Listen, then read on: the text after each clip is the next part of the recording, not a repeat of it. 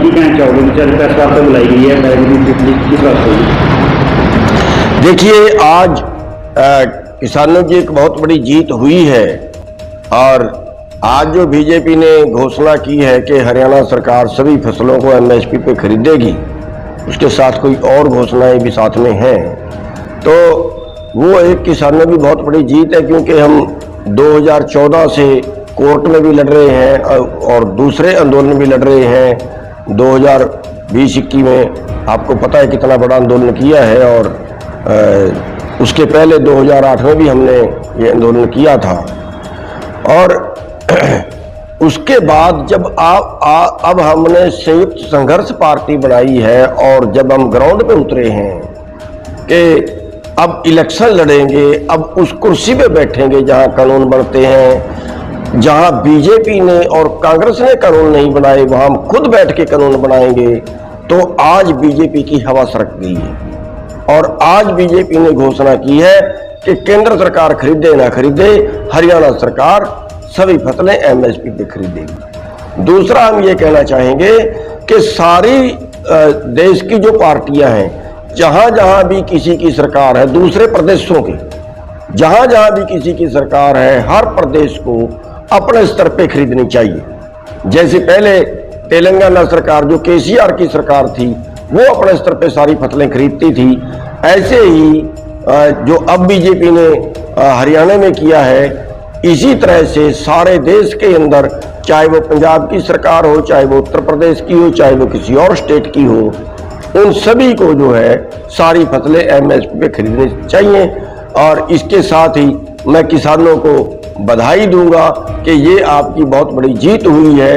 राजनीति में जाने का पहला फल जो है वो आपको मिल गया है, पहली जीत जो है वो आपकी हो गई है। और इसके साथ ही मैं बीजेपी का धन्यवाद भी करना चाहूँगा। मुआवजे को लेकर बात करी है तो किसानों को मुआवजे की बात भी हुई है। 2023 के बाद उनको मुआवजा प्राप्ति के लिए जो पेंडिंग पड़ा हुआ है वो भी दिया जाएगा इस बारे में? हाँ, कई घोषणाएं बीजेपी ने आज की हैं, उसके लिए मैं उनका धन्यवाद भी करना चाहूँगा। नहीं, 133 करोड़ माफ नहीं है। वो जो पानी का मामला था, जो जैसे कोई पेंडिंग बिल रह जाते हैं, जैसे कोई पेंडिंग मामला था, वो था 133 करोड़। कोई कर्जा माफ नहीं है जी, तो वो मामला माफ किया है। और वो ऐसे, ये तो छोटे छोटे मैटर होते हैं, लेकिन फिर भी जो किया है वो चुनाव के टाइम में इन्होंने इसलिए कि कोई आंदोलन बाकी ना बचे, कोई इस तरह का मामला कोई ना बचे जिसके लिए लोग लड़ें झगड़ें, उसके लिए उन्होंने किया है। उसके थोड़ा राजनीतिक पार्टियों को होता है, लेकिन उसके लिए हम धन्यवाद। कहीं ना कहीं विधानसभा इलेक्शन में लगभग 1 या सवा महीना बचा है, क्या बीजेपी सरकार किसानों को अपने हितों में करने के लिए ये सब घोषणाएं? देखिए, किसान उनके हित में नहीं होंगे। किसान के अंदर जो गुस्सा था, अब देखिए तो फिर मतलब ऐसा मामला है ना कि पहले तो पीट दो और फिर उसको गुड़ खिला दो। अब पीटने के बाद गुड़ खिलाएंगे तो ये कहेंगे देखिए हमने आपको मीठा खिलाया है, तो वो तो कोई बात बनेगी नहीं, कोई मानेगा नहीं। वो तो मेरे को नहीं लगता कि बीजेपी को कोई इसका खास फायदा होगा।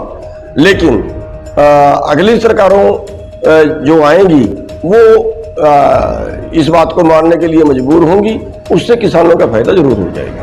तो बैठे आप लोगों ने संघर्ष के लिए कहीं ना कहीं एक तरह से किसानों की जीत भी मानी जाए। मैं ये कह रहा हूं कि